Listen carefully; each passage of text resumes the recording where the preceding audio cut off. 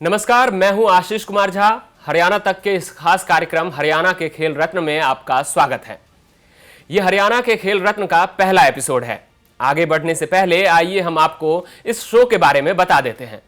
हरियाणा के खेल रत्न एक ऐसा कार्यक्रम जिसमें हम बात करेंगे प्रदेश के उन विजेताओं की जिन्होंने अपनी कड़ी मेहनत और पक्के इरादों से पहलवानी के क्षेत्र में देश को ओलंपिक मेडल लाकर दिया। चलिए हम आपसे एक सवाल करते हैं। आप याद करिए कि अपनी 7 साल की उम्र में आप क्या करते थे। हम में से ज्यादातर लोग यही कहेंगे कि हम 2nd, 3rd या 4th क्लास में पढ़ते थे। सुबह स्कूल जाते थे और शाम को वापस आकर अपने घर आंगन में खेलते थे और फिर स्कूल के होमवर्क करने बैठ जाते थे। लेकिन अगर हम आपको बताएं कि 7 साल की उम्र में एक मासूम सा बच्चा पहलवानी के पैतरेबाजी सीख रहा था तो शायद ही आपको विश्वास होगा। आप में से ज्यादातर यह भी सोच रहे होंगे कि 7 साल का बच्चा क्या पहलवानी करता होगा। वही बच्चा अपनी 14 साल की उम्र में ऐसा कारनामा किया कि उसके नाम के आगे पहलवान लग गया और लोग उन्हें पहलवान के नाम से बुलाने लगे। 14 साल वो उम्र जिसमें हम में से ज्यादातर अपनी 10वीं की परीक्षा दे रहे होते हैं या देने वाले होते हैं। दरअसल ये कहानी है साल 2007 की, जब झज्जर के माझौली में होली के अवसर पर पहलवानी कराया जा रहा था। इस पहलवानी में एक 14 साल के लड़के ने आयोजक से आकर बोला कि मुझे भी कुश्ती लड़नी है। 14 साल के उस लड़के को पैसों की जरूरत थी, इसलिए उसने आयोजक से आकर कुश्ती लड़ने की अपनी इच्छा जताई।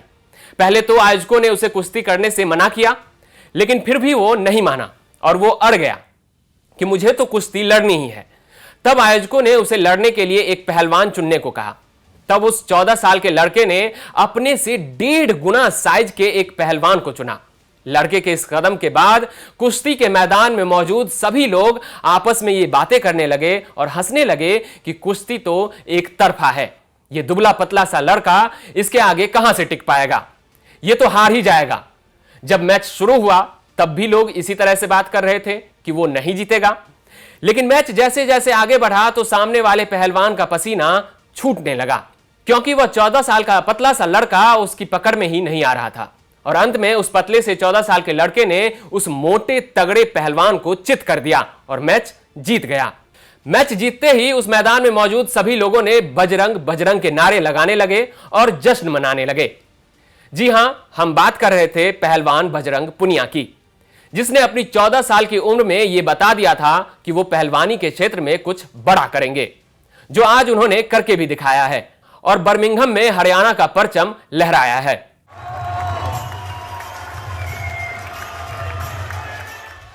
बर्मिंघम में हुए कॉमनवेल्थ गेम्स में बजरंग पुनिया ने अपनी अनोखे दांव पेच से देश को स्वर्ण पदक लाकर दिया। बजरंग पुनिया इस जीत से खुश तो हैं, लेकिन उनकी खुशी अपने परफॉर्मेंस को लेकर और भी ज्यादा है।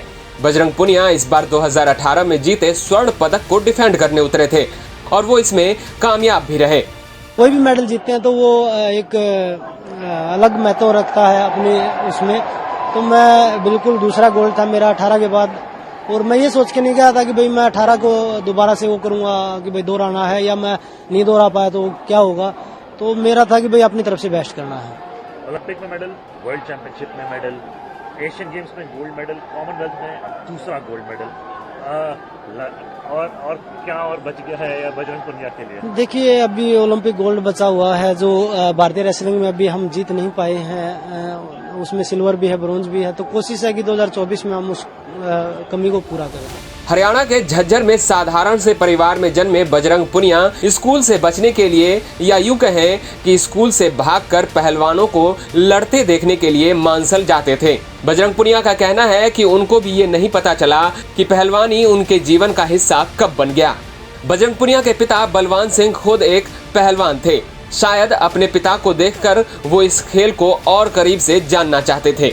बजरंग पुनिया 14 साल की उम्र में प्रशिक्षण शुरू कर दिया, जिसके बाद उनकी मुलाकात ओलंपिक पदक विजेता योगेश्वर दत्त से हुई, जिनसे बजरंग पुनिया कई दांवपेच सीखे।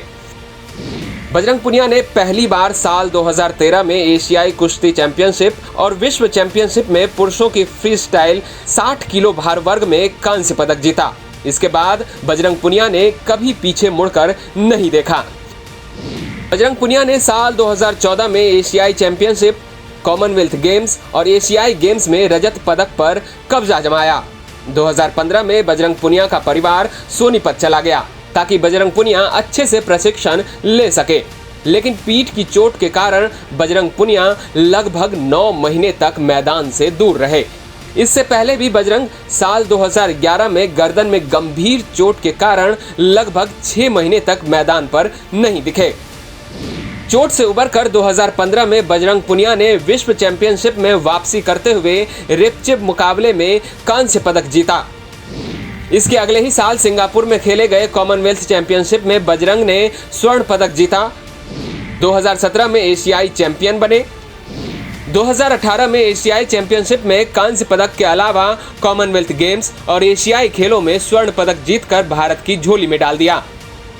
2019 में बजरंग पुनिया तीसरी बार विश्व चैंपियनशिप पदक कांस्य के रूप में जीता, जिसने भारत को 2020 में होने वाले टोक्यो ओलंपिक में कोटा स्थान दिलाया। हालांकि कोरोना महामारी के कारण 2020 में होने वाले ओलंपिक को 2021 में कराया गया और 2021 में हुए टोक्यो ओलंपिक में बजरंग पुनिया ने कांस्य पदक जीतकर इतिहास रच दिया। बजरंग पुनिया एक पुरस्कार को लेकर सरकार से नाराज भी हुए और वो पुरस्कार था राजीव गांधी खेल रत्न पुरस्कार, जिसको पाने की हर खिलाड़ियों का सपना होता है। दरअसल ये विवाद 2018 का है, जब खेल मंत्रालय ने राजीव गांधी खेल रत्न अवार्ड के लिए अपनी खिलाड़ियों की लिस्ट जारी की, तो उस लिस्ट में बजरंग पुनिया का नाम नहीं था, जिसको लेकर बजरंग काफी आहत हुए और मीडिया में चर्चा चलने लगी कि बजरंग इस फैसले के खिलाफ कोर्ट का दरवाजा खटखटाने का मन बना लिया है। हालांकि बजरंग पुनिया पहले खेल मंत्री से मिलकर अपने नाम के नहीं शामिल होने के कारणों का पता लगाना चाहते थे, जिसको लेकर समय निर्धारित किया गया। बैठक में बजरंग पुनिया ने उस समय के खेल मंत्री राज्यवर्धन सिंह राठौर से पूछा कि खेल रत्न के लिए मेरे नाम पर विचार नहीं करने का क्या कारण था। तो खेल मंत्री की ओर से जवाब आया कि आपके इतने अंक नहीं थे। तो इसके जवाब में बजरंग ने कहा, लेकिन यह तो गलत है, मैंने नामांकित किए गए 2 अन्य खिलाड़ी विराट कोहली और मीराबाई चानू से ज्यादा अंक जुटाए हैं। इसका जवाब देते हुए मंत्री जी ने कहा कि वो इस मामले को देखेंगे, लेकिन पुरस्कार समारोह के लिए इतना टाइम नहीं बचा है।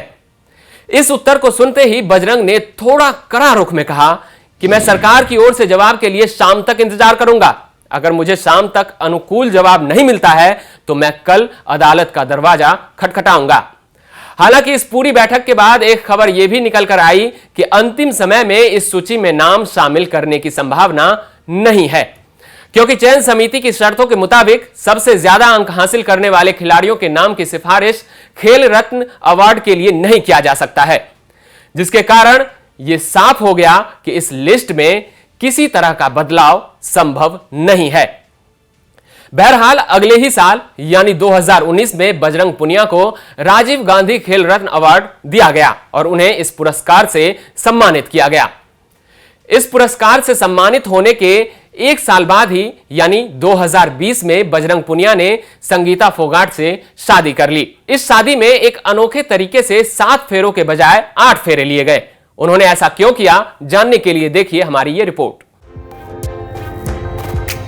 मशहूर पहलवान बजरंग पुनिया ने कोरोना के समय 25 नवंबर 2020 को संगीता फोगाट से शादी की। ये शादी पहलवानों की शादी के नाम से मशहूर हुई, क्योंकि इस शादी में दूल्हा और दुल्हन दोनों ही पहलवान थे।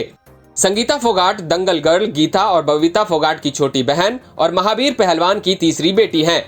कोरोना गाइडलाइन के कारण ये शादी बहुत कम लोगों के बीच संपन्न हुई। बजरंग पुनिया मात्र 21 मेहमानों के साथ संगीता फोगाट के घर पहुंचे और सादे समारोह में शादी की। इस शादी की सबसे खास बात यह रही कि पहलवान बजरंग पुनिया और संगीता फोगाट ने सिर्फ 7 फेरे ही नहीं लिए, बल्कि उन्होंने कुल 8 फेरे लिए। 8वें फेरे में उन्होंने बेटियों को लेकर एक संदेश दिया। इस 8वें फेरे में बजरंग पुनिया ने बेटी बचाओ बेटी पढ़ाओ अभियान को आगे बढ़ाया। हालांकि इस तरह संगीता की दोनों बहन गीता और बबीता फोगाट ने भी अपनी शादी में 7 के बजाय 8 फेरे लिए थे। इसके साथ ही बजरंग पुनिया ने बिना दहेज लिए शादी करके आने वाली पीढ़ी के लिए नई मिसाल कायम की। बजरंग पुनिया ने अपने कोच के दिखाए रास्ते पर चलकर टोक्यो ओलंपिक 2020 में स्वर्ण पदक जीतने के लिए कड़ी मेहनत की, लेकिन घुटने की चोट ने उन्हें स्वर्ण पदक से दूर कर दिया। घुटने की चोट के बावजूद बजरंग पुनिया पहले 2 राउंड जीतकर सेमीफाइनल में पहुंचे, लेकिन 3 बार के विश्व चैंपियन अजरबैजान के पहलवान ने बजरंग पुनिया के घुटने के चोट को निशाना बनाते हुए उन्हें हरा दिया। हालांकि कांस्य पदक मैच में बजरंग पुनिया ने जीत हासिल की और कांस्य पदक अपने नाम किया। और इस कॉमनवेल्थ गेम्स में बजरंग पुनिया एग्रेसिव मोड में दिखे, जिसका नतीजा यह रहा कि बजरंग पुनिया ने स्वर्ण पदक जीतकर न सिर्फ हरियाणा बल्कि पूरे देश का नाम रोशन किया। आज पूरा देश बजरंग पुनिया के इस जीत का जश्न मना रहा है। हरियाणा के खेल रत्न में आज के लिए बस इतना ही। हम फिर एक नए खेल रत्न के साथ आएंगे, तब तक आप देखते रहिए हरियाणा तक।